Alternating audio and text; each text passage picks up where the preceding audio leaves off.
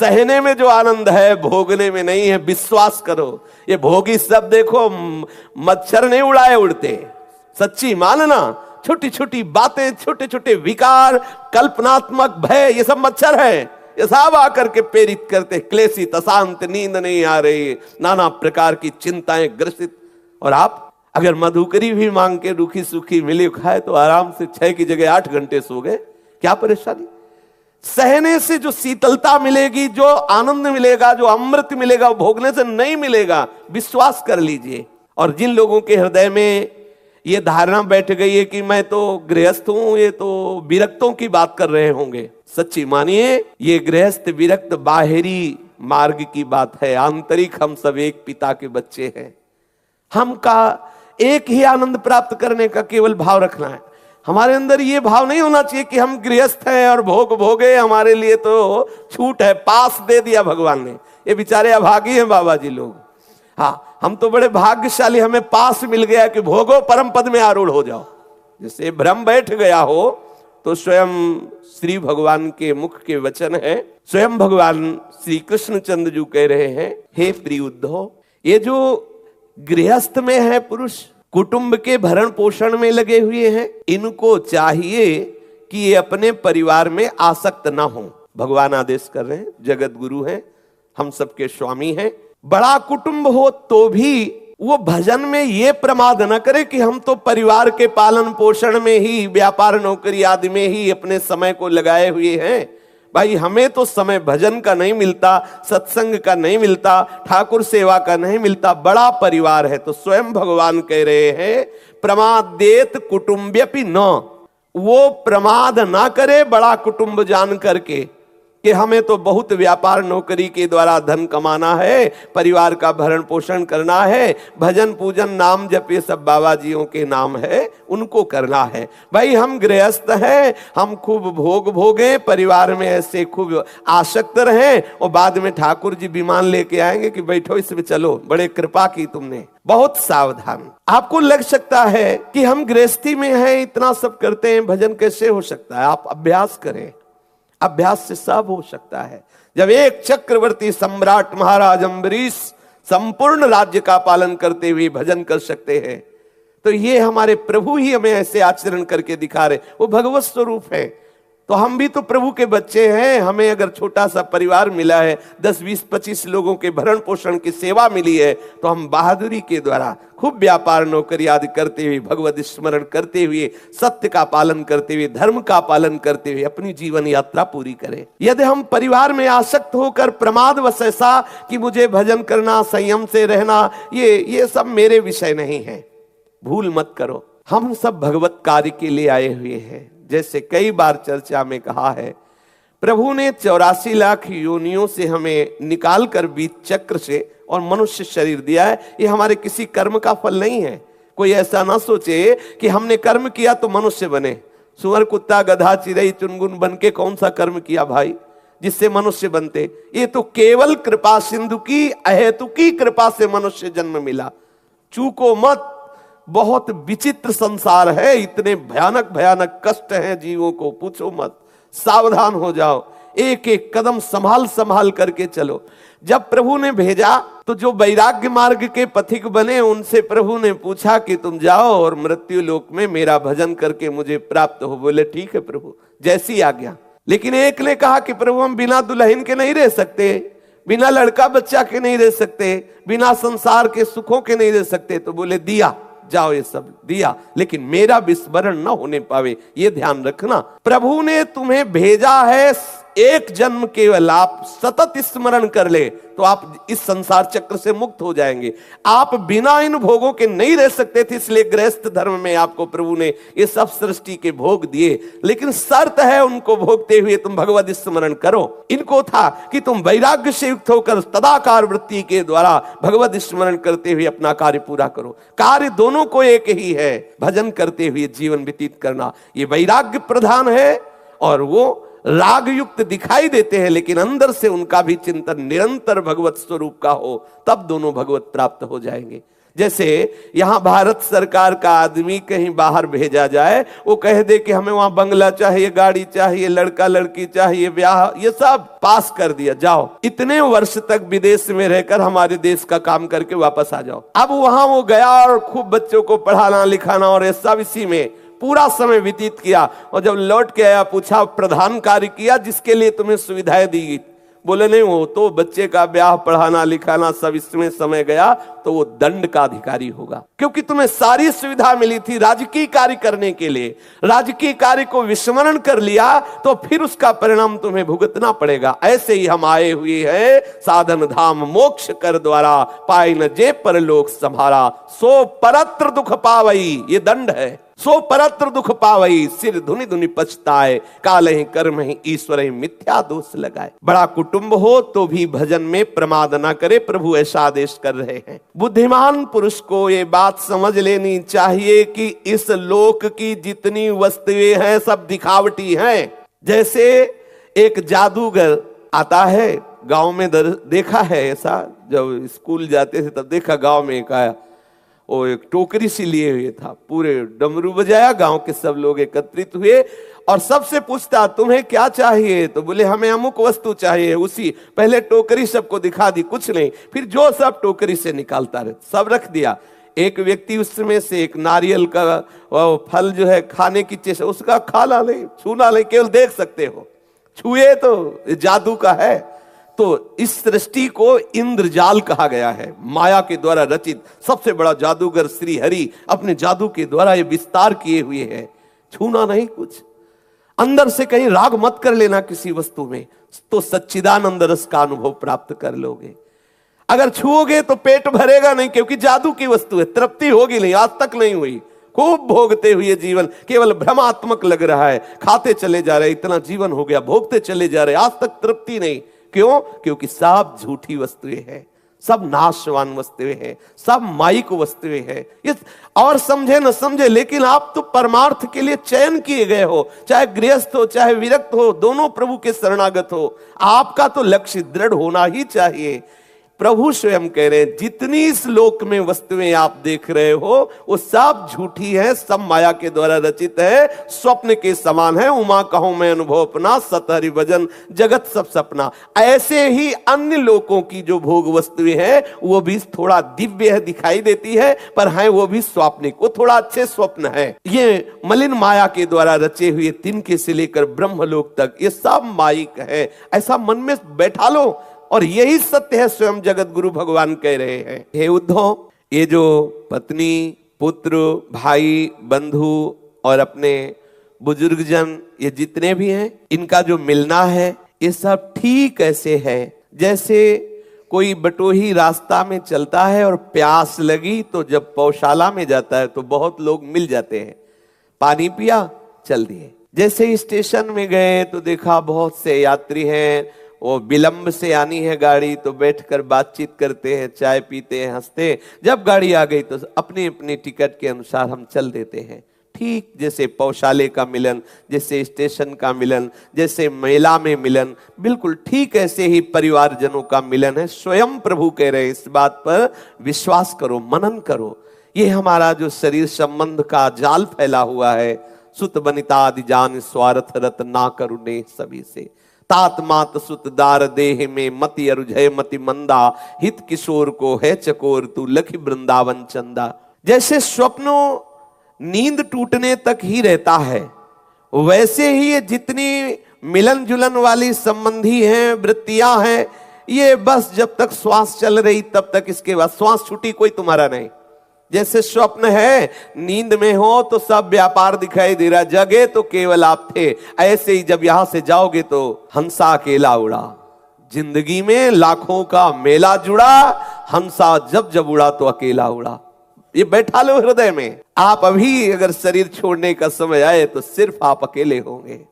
आपने जो जो कर्म किए हैं, जो जो आपने राग द्वेषात्मक संस्कार बैठा ले, उन्हीं के अनुसार आपकी गति होगी। बड़ा दुर्लभ मनुष्य शरीर दिया और आपने भगवत प्राप्ति का उपाय नहीं किया तो बहुत बड़ी हानि की बात हो गई। इसलिए गृहस्थ को चाहिए कि इस विचार से अपनी बुद्धि को युक्त रखे कि जितना हमारा परिवार है ये पौशाला में मिले हुए व्यक्तियों की तरह है। जब मुझे जाना होगा तो सिर्फ अकेले अपने कर्मों का बोझा लेकर जाना होगा। प्रभु कह रहे हैं गृहस्थ को चाहिए इस प्रकार विचार युक्त रहे और गृहस्थी के काम धंधों में फंस करके भगवत भजन का विस्मरण न कर दे। ऐसे हैं गृहस्थी के ऐसे जंजाल है, भजन की तो बात जाने दो, चैन नहीं है, विश्राम नहीं है, कितनी कामनाओं की भीड़ लगी हुई है। गृह कारज नाना जंजाला ते अति दुर्गम शैल विशाला, यही सरावत अति कठिनाई राम कृपा बिनु आए न जाई। पूज्य श्री गोस्वामी तुलसीदास जी कहते हैं बड़े बड़े पहाड़ हैं ये गृहस्थी की कामनाएं, जिनको लांघ कर सत्संग तक आना, भजन करना, ये तो बहुत कठिन है। भगवत कृपा से ही कोई ऐसा जो गृहस्थी में है, सत्संग करता है, शास्त्र स्वाध्याय करता है, ठाकुर सेवा करता है, शरणागत होकर भजन करता है, वो तो कोई बिरले ही कृपा पात्र जन है। जो परिवार में आसक्त हो जाता है, घर में आसक्त हो जाता है और मान लेता है यही सत्य है, परिणाम में उसकी दुर्गति हो जाती है। क्योंकि आप आए थे जीवन मुक्त होने के लिए, सिर्फ अवसर मिला है आपको जीवन मुक्त होने का। ये मनुष्य शरीर बहुत ही भयावह संसार है। छोटे छोटे जीवों के साथ कैसा अत्याचार हो रहा है। लोग अपनी रसेंद्री को तृप्ति करने के लिए कैसे कैसे पूछो, बहुत संसार विचित्र है, बहुत विचित्र है। बचो, तुम्हें जो मनुष्य शरीर मिला इससे मुक्त होने के लिए मिला है। कहीं हम चूक ना कर बैठे, परिवार में आसक्त होकर, घर में आसक्त होकर, अपने को ये मानकर हम तो गृहस्थ हैं, हमारा यही धर्म केवल है। तुम न गृहस्थ हो न विरक्त हो, तुम भगवान के अंश हो। अपने आत्मस्वरूप प्रभु को प्राप्त करना तुम्हारा परम कर्तव्य है। सा वही पुंसाम परो धर्मो यतो भक्ति अधोक्षजे। भगवान श्री कृष्ण के चरणों में भक्ति हो जाना यही जीवन का परम लाभ है, यही परम धर्म है।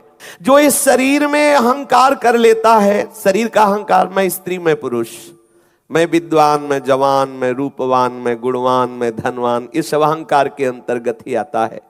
और जो घर में आसक्त होकर ममता कर लेता है, ये मेरा मकान, ये मेरी दुकान, ये व्यापार, ऐसा वो इस फंदे में ऐसा फंस जाता है कि फिर उसे धाम जाना है, सत्संग करना है, नाम जप करना है, भगवत भजन करके जीवन मुक्त होना, ये सब उसके लिए बेकार की बातें लगती है।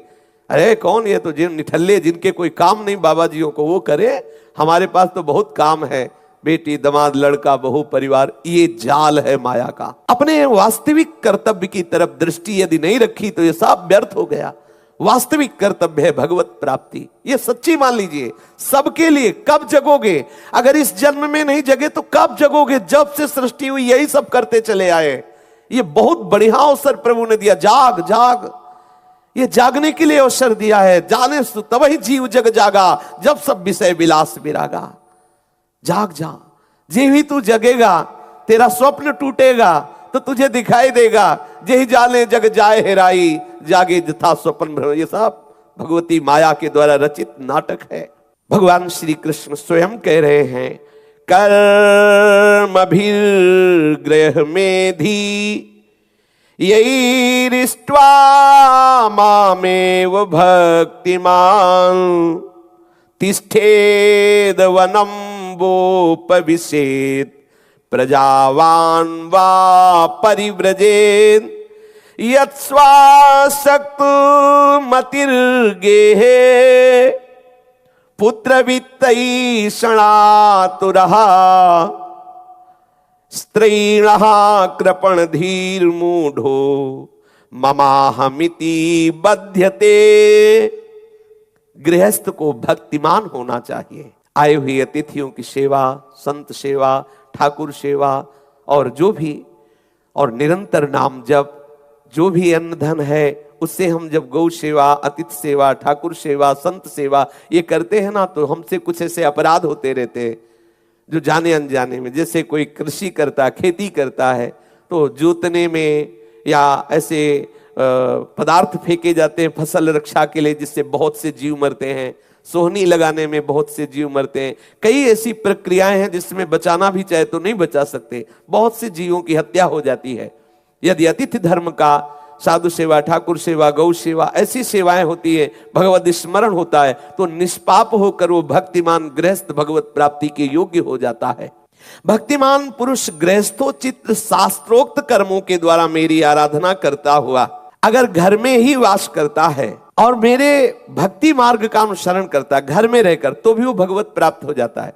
समय नहीं है उसको कि वृंदावन अखंड वास करे, कभी कभी समय निकालकर वृंदावन आ गया, सत्संग रोज सुने, शास्त्रों का स्वाध्याय करे। आजकल तो यंत्रों के द्वारा सुविधा है, हम किसी भी संत महापुरुष के वचन श्रवण कर सकते हैं। कुछ समय ऐसा निकाले, एकदम एकाग्रता पूर्वक भगवत चिंतन करना, नाम जप करना, तो गृहस्थी में रहते हुए वो भक्तिमान पुरुष भगवत प्राप्ति कर सकता है। अगर उसका पुत्र सयाना हो गया है और लगता है कि ये गृहस्थी को संभाल लेगा, तो उसको चाहिए कि जबरदस्ती परिवार का त्याग करके भगवत मार्ग का पूर्ण रूप से अनुसरण कर ले। बरबस राज सुतहि नृपदीना हरिहित आप गवन बन कीना। फिर उसमें मोह की गुंजाइश न रखे, जबरदस्ती ना चाहते हुए भी मन आसक्त है, राग कर रहा, पर छोड़ देना चाहिए। पुत्र शयाना हो गया, परिवार का भार उस पर छोड़ करके भगवत मार्ग का अनुसरण करे। और आजकल भगवत कृपा से ऐसे पुत्र होते हैं कि भार रखने की जरूरत ही नहीं है। माता पिता को छोड़ दिया और विदेशों में जाकर के ब्याह करके नौकरी करते, माता पिता किस स्थिति में पता ही नहीं, अपने आप बैरागी बना देते हैं। तुम्हें राग करने की जरूरत नहीं, ज्यादा राग करोगे तो अनाथालय में छोड़वा देंगे, वृद्धालय में जहां वृद्धों की सेवा होती है। बहुत सावधान, स्वयं भगवान आदेश कर रहे हैं, यदि पुत्रवान हो, पुत्र शयाना हो गया हो, तो घर गृहस्थी का भार सौंप करके मेरी प्राप्ति के लिए पूर्ण तन्मयता पूर्वक भजन करे, सन्यास मार्ग को स्वीकार कर ले। जो लोग मेरी आज्ञा के अनुसार गृहस्थ जीवन ना बिता करके परिवार के जनों में फंस जाते हैं, घर में आसक्ति कर लेते हैं, स्त्री पुत्र और धन की कामना में फंसकर हाय हाय करते हुए वृद्धावस्था आ गई, मूढ़तावश स्त्री लंपटता, मोहवश पुत्र प्रियता और कृपणतावश धन की प्रियता, फिर वो इस फेर में पड़कर नरक जाते हैं, फंस जाते हैं। प्रायः ऐसा ही हो रहा है, हम अपने जाल में खुद फंसते चले जा रहे हैं। जब हमें मुक्त होने का प्रभु ने अवसर दिया मनुष्य शरीर, तो इतना राग फैला लिया, पूछो मत। अनाथा मामृते दीना कथम जीवंति दुखिता। हे उद्धव, जो मेरी आज्ञा नहीं पालन करते, प्रभु की क्या आज्ञा है? परिवार में राग न करते हुए मेरा स्मरण करते हुए कर्तव्य का पालन करो, अतिथि सेवा, ठाकुर सेवा, गौ सेवा, संत सेवा करते हुए भजन परायण रहो। अगर ये आज्ञा पालन नहीं करते तो उनके हृदय में बैठ जाता है क्या, हाय हाय ये मेरे बच्चे बहू ये सब बिगड़ जाएंगे अगर हम भजन करने लगे। हमको तो रात दिन इन पर डांट लगानी होती है, तभी ये अच्छे रहते हैं, और मेरे बिना ये सब कैसे जिएंगे। और वो मना रहे कि मर जाए, ये बुढ़ौना दरवाजे में बैठे कफ डालता रहता, खांसता रहता है, हल्ला मचाता रहता है। भगवान इसे पूछ लो, परिवार के मनाते हैं, और वो सोच रहा है, लाठी लिए चश्मा संभाल के देखता रहता है कौन आए कौन गए, और वो सोचता रहता है अगर हम मर गए तो सब बर्बाद हो जाएगा, और वो मना रहे ये मर जाए तो आबाद हो जाए हम। बहुत विचित्र भगवान की माया है। अगर मैं न रहा तो ये मेरे वृद्ध परिवार, ये मेरी पत्नी, ये मेरे बच्चे बहू सब कैसे, मेरे बिना तो इस सृष्टि का काम नहीं चलने वाला, वो ऐसा सोचता है। और है किसी का, स्वयं जाके वो कुछ कर नहीं सकता, लाठी लिए दरवाजे पे बैठा वो गणित लगाता रहता है, अगर मैं ना हूं तो पूरा घर बर्बाद हो जाए, ऐसे सोचता रहता है। ये भगवान कह रहे हैं, कोई व्यक्ति नहीं बोल रहा, स्वयं जगत गुरु सबके अंतःकरण में बैठे हुए जो जान रहे वही बोल रहे। वो हाय हाय करता रहता है। जब उसके भजन का समय था तो भोगों में लगा, अब जब जाने का समय हुआ तो अब एक बार भी रामकृष्ण हरि नहीं निकल रहा। एक बार पूज्य स्वामी श्री वामदेव जी महाराज अपनी मंडली के सहित विचरण कर रहे थे, तो देखा कि एक जवान आदमी एक बूढ़े को जूते से पीट रहा है, और बूढ़ा बेचारा विकल हो रहा है। जब वो पीट के घर में गया तो स्वामी जी महाराज मंडली को रोके और अपना स्वयं गए अकेले, कहा बाबा ये जो पीट रहा था ये कौन है, ऐसी दुष्टता, जवान होते हुए वृद्ध को पीट रहा था। बोले तुम कौन हो? बोले हम मंडली के साथ विचरण करते हैं, साधु वेशधारी हैं हम। ये तुम्हें कौन पीट रहा? बोले हमारा लड़का हमें पीट रहा था। अरे बोले ऐसे दुष्ट लड़के का त्याग करो, चलो मंडली के साथ खूब आराम से खाओ पियो भजन करो, तुम्हारी वृद्धावस्था है। बोले लड़का हमारा पीठ हमेरा, तेरे को क्या परेशानी, तू भाग यहां से। स्वामी श्री वामदेव जी महाराज प्रणाम किए कि हे हरि तुम्हारी बड़ी विचित्र माया है। बड़े महापुरुष हुए स्वामी श्री वामदेव जी महाराज। बोले बड़ी विचित्र, स्पष्ट आज्ञा कर रहे हैं, मंडली में रहो। अब बुढ़ापा आ गया, देखो लड़का पीट रहा, काहे को ऐसे दुष्ट स्वभाव वाले लड़के के पास रहोगे, डांट दिया। यह है भगवान की विचित्र माया। स्वयं भगवान अहो में पितरो वृद्धो भार्या बालात्मजात्मजाहा अनाथा मामृते दीना कथम जीवंती दुखिता। मेरे बिना ये बेचारे कैसे जिएंगे। सबके बेटा देख लो, यदि भगवत चरणों का आश्रय नहीं है तो यही दिमाग में बैठा है कि अब अगर मैं कहीं हटा तो पूरी सृष्टि गिर जाएगी, मेरे से ही है। एक मार्ग में कुत्ता आगे आगे जा रहा था, पीछे से लदी हुई गाड़ी जा रही थी सामान की, तो पीछे गाड़ी को देखता तो गाड़ी आ रही थी, सोचा मेरे ही आकर्षण से गाड़ी आ रही। थोड़ी देर चला और बड़े गर्व में था कि जैसे मैं चल रहा हूं वैसे ही गाड़ी चले। फिर सोचा देखें हटकर, और जो ही हटा तो गाड़ी निकल गई। उसने सोचा मेरा भ्रम था, बिल्कुल वही भ्रम हमें है। अभी मर जाओ तो कुछ बिगड़ने वाला नहीं, वैसे ही सृष्टि चलेगी और ऐसा ही हो रहा है। लेकिन ये भ्रम है कि मेरे द्वारा ही ये परिवार पोषित है, इनका जीवन मेरे ना रहने पर व्यर्थ हो जाएगा, ऐसी वो चिंता से ग्रसित रहता है। जो इस प्रकार घर गृहस्थी के बंधन से बंधा हुआ है, जिसने कभी प्रभु का भजन नहीं किया, वो विक्षिप्त चित्त, गृहस्थासक्त, मूढ़ बुद्धि, विषय भोगी कहां जाता है? बोले वो घोर तम में नरकों को प्राप्त होता है। जो ये दलीलें देते हैं, मैं गृहस्थ हूं, मेरा भजन से कोई मतलब नहीं, बस कमाओ खाओ भोगो और भगवान खूब प्रसन्न हो जाएंगे इससे। नहीं, आप अपने कर्तव्य का पालन भगवत स्मरण करते हुए करिए। भगवान अर्जुन जी को आदेश करते हैं।